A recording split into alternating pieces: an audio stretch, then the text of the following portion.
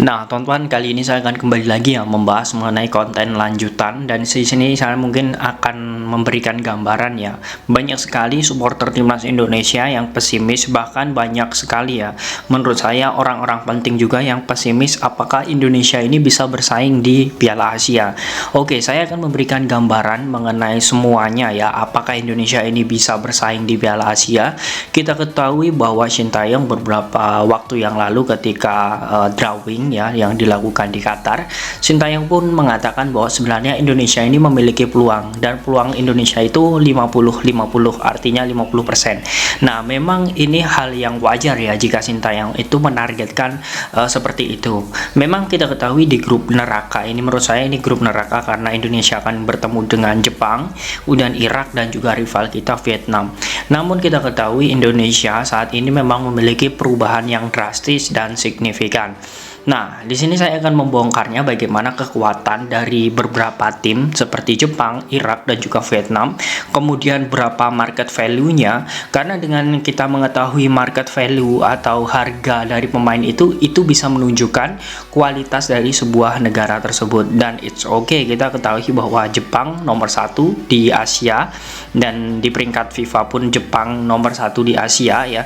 Wah, ini membuat kontestan dalam hal ini Indonesia yang memiliki posisi 149 ini ya di FIFA, dan memang ini akan membuat beberapa tim ini akan bersaing, karena kita ketahui Argentina ya di peringkat 1, kemudian di sini Jepang ini di peringkat 20 FIFA, kemudian Irak itu 67, kemudian Vietnam 95, dan Indonesia yang terakhir dari kontestan lainnya yakni 149.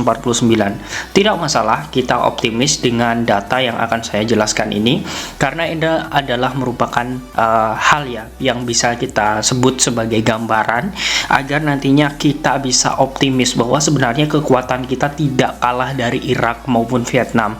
Artinya walaupun misal ya kita harapkan ini kita optimis bisa menahan imbang Jepang ataupun bisa memenangkan, dan jika tidak kita bisa menempatkan diri sebagai posisi runner up. Mengapa demikian? Saya akan membongkarnya melalui market value dari keempat tim ini. Oke, di sini saya akan membukanya terlebih dahulu, teman-teman ya. Nah, oke, yang pertama di sini saya akan membuka terlebih dahulu dari timnas Jepang terlebih dahulu. Nah, di sini timnas Jepang ini market value-nya yang pertama ada nama dari pemain FC Frankfurt ya, yang ini Kamada. Nah, Kamada ini memiliki market value dilansir dari Transfermarkt yakni 521 miliar rupiah. Kemudian diikuti oleh Mitoma ya, ini pemain West Bromwich Albion yang memang pemain yang sangat bagus di Liga Inggris dengan mahar 382 miliar rupiah. Kemudian Ritsudoan ini 260 miliar. Kemudian Taisuke Kubo ini pemain Real Sociedad, juga kita ketahui juga sudah sering sekali melawan Indonesia. Nah, di sini harganya 260 miliar. Kemudian ada Ko Ito Kara ya, yakni 200 miliar. Kemudian Junta Ito 173 miliar. Kemudian ada pemain Sporting Lisbon yakni Mirota 173 miliar. Hiroki Ito 130 miliar, Uesuke Endo yakni 112 miliar, dan juga Uesugawara ini 104 miliar. Nah, kita melihat bahwa sebuah tim itu tentu ya, ketika kita melihat Argentina, kemudian Spanyol, itu mereka memiliki market value yang tinggi, dan berkat market value yang tinggi itu menunjukkan bahwa kualitas pemain itu adalah grade A, atau memang pemain-pemain yang memiliki kualitas dunia. Oke, tidak masalah untuk Jepang, kita lihat ya. Ini adalah komposisi starting, karena saya melihat dari beberapa data pertandingan terakhir, dan ini adalah pemain-pemain yang selalu diturunkan oleh timnas Jepang. Artinya apa? Memang kita berpengaruh sekali ya, maksudnya seperti ini, berpengaruh sekali market value dengan bagaimana dirinya dijadikan starter atau cadangan, karena ini adalah menyangkut dari kualitas pemain itu sendiri. Oke, kemudian di sini saya akan membahasnya yakni tim Irak. Nah, tim Irak ini menurut saya kita bisa bandingkan nanti ketika saya sudah menjelaskan Indonesia. Nah, Irak ini yang paling mahal adalah Zidane Iqbal. Nah, Zidane Iqbal ini adalah pemain Manchester United, usianya juga masih sangat muda, yakni 20 tahun. Bahkan teman-teman, di sini saya bukan berbicara dengan opini saya, bahkan untuk akurasi passing ya, kemudian umpan pas, kemudian bagaimana dirinya kontribusi bersama klub, ini masih kalah dengan sosok Marcelino Ferdinand yang baru saja bergabung bersama KMSK Danger. Nah, ini bisa teman-teman lihat di agen internasional bahwa sebenarnya potensi Marcelino Ferdinand untuk bisa tembus di tim Eropa itu sangat besar. Maka dari itu pemain ini ya, Zidane Iqbal ini untuk saat ini dia di MU itu memiliki mahar 13,91 miliar rupiah. Nah, itu adalah pemain termahal di timnas Irak saat ini. Kemudian ada Atsmat Atwan ya, itu juga sama 13,91 miliar. Kemudian diikuti oleh Osama Rashid ya, yakni 10,43 miliar. Kemudian Abdul Hussein 10,43 miliar. Kemudian Iyad Bayes di sini 10,43 miliar. Kemudian ada Hussein Ali 8,69 miliar. Kemudian Fahad Talib yakni 7,82 miliar.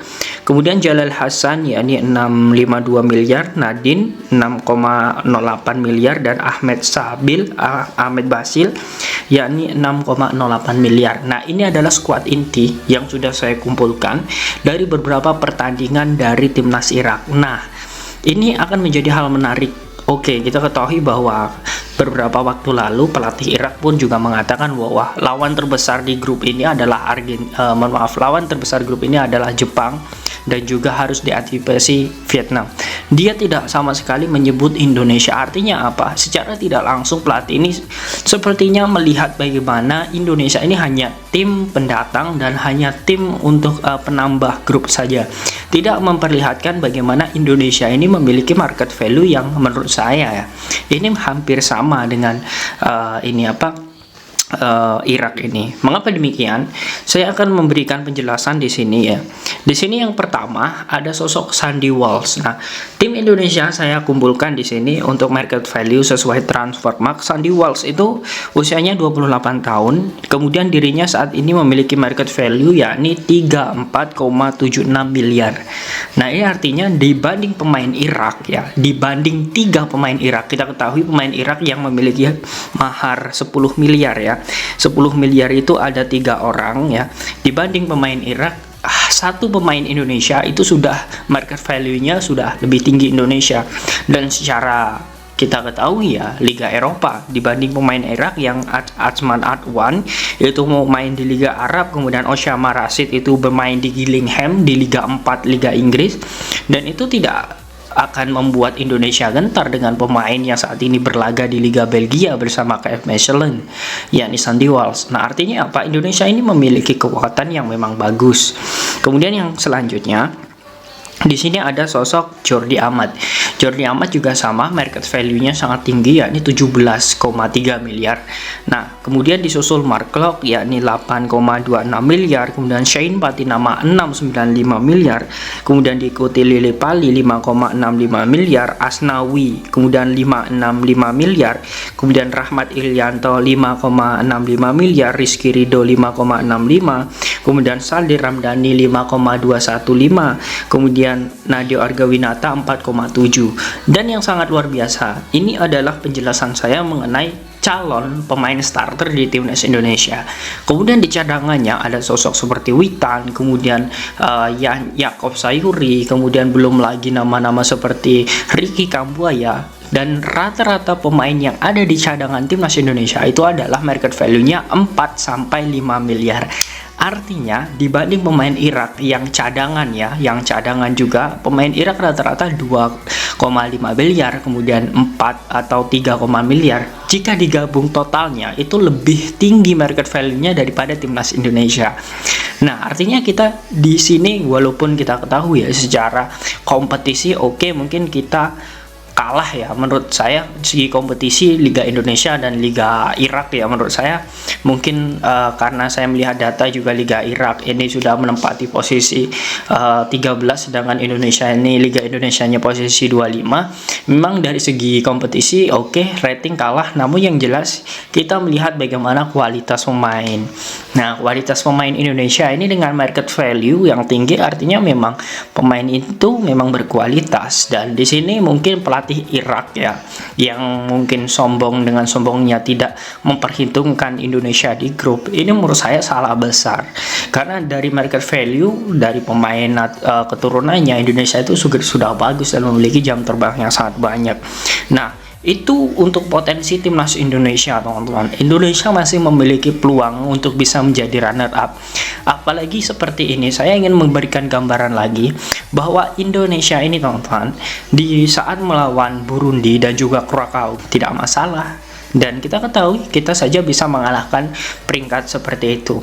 Karena apa? Menurut saya ketakutan supporter Indonesia ini karena takut melawan Irak ataupun takut melawan Jepang itu karena kita jarang bertemu mereka. Nah, kalau kita sudah sering bertemu dengan mereka seperti kita bertemu Vietnam, kita menganggap pertandingan itu biasa. Nah, itulah frame atau pemikiran yang harus kita rubah, bahwa kita harus optimis bahwa kita bisa memenangkan di setiap laga. Nah, kemudian yang terakhir di sini ini adalah Vietnam. Vietnam kita ketahui ya, kita mendapatkan keuntungan sebenarnya. Karena Vietnam ini sudah tidak dilatih oleh amunisi pelatih topnya, yakni Park Hang-seo. Dan kita ketahui skuad dari timnas Vietnam ini paling tinggi market value-nya adalah pemain yang saat ini membela Pau FC di divisi 2 Liga Prancis, yakni Nguyen Quan Hai, yakni 6,9 miliar. Kemudian diikuti oleh Huang Duc yakni 6,95, kemudian Tien Lin 6,8, dan semuanya adalah rata-rata pemainnya adalah 5,21 miliar yang berlaga di kompetisi domestik.